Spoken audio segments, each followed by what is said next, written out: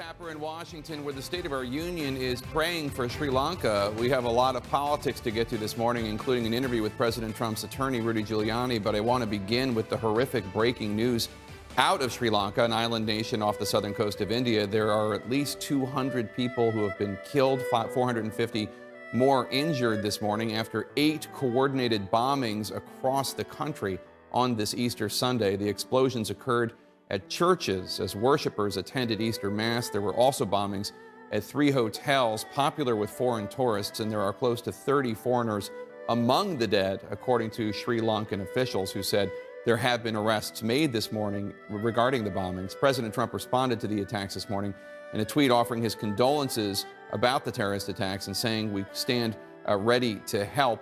I want to go now to CNN International diplomatic editor Nick Robertson, who joins me with more. And Nick, what's the very latest?